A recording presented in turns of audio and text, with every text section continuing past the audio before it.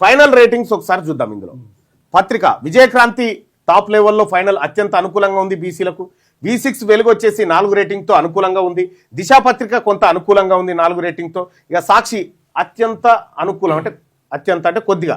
వార్త న్యూట్రల్గా ఉంది. ఈనాడు ప్రమాదకరంగా ఉంది. ఆంధ్రజ్యోతి అత్యంత ప్రమాదకరంగా ఉంది బీసీ వర్గాలకు.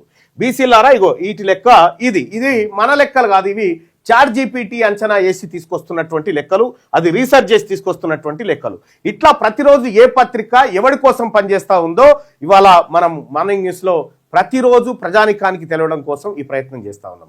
ఇది ఎక్కువ సమాజానికి తెలవాలి. ఏ పత్రిక ఎవరి దిక్కుంది, ఎవరి కొమ్ము కాస్తా ఉంది. ఇప్పుడు ఈనాడుకు ఒకటి ఇచ్చి కమ్మ వర్గానికి ఎంత ప్రాధాన్యత ఇస్తుందంటే దెబ్బకే చెప్పేస్తుంది, ఇది కమ్మోల పత్రిక అని చెప్తుంది.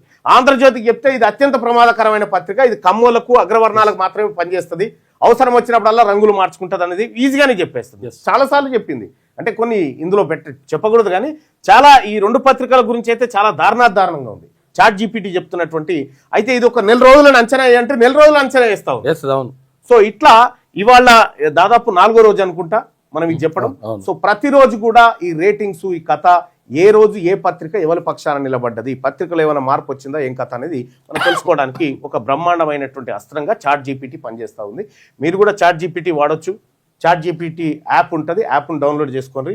ఈ రంగులో ఉంటుంది, దాన్ని డౌన్లోడ్ చేసుకుంటే అద్భుతాలే ఇంకా అద్భుతాలే జరుగుతాయి. ఏది కావాలంటే అది ఇస్తుంది. ఇది ChatGPT ఇవాళ తెలంగాణలో ఉన్నటువంటి అన్ని తెలుగు దినపత్రికల పైన తన అభిప్రాయాన్ని చెప్పింది. ఇక రెండో అంశం ఏంది, ఈ పత్రికలు ఎట్లాగో బీసీలకు అత్యంత ప్రమాదకరంగా ఉన్నటువంటి పత్రికలు, అప్పర్ క్యాస్ట్ పత్రికలు ఉన్నాయి.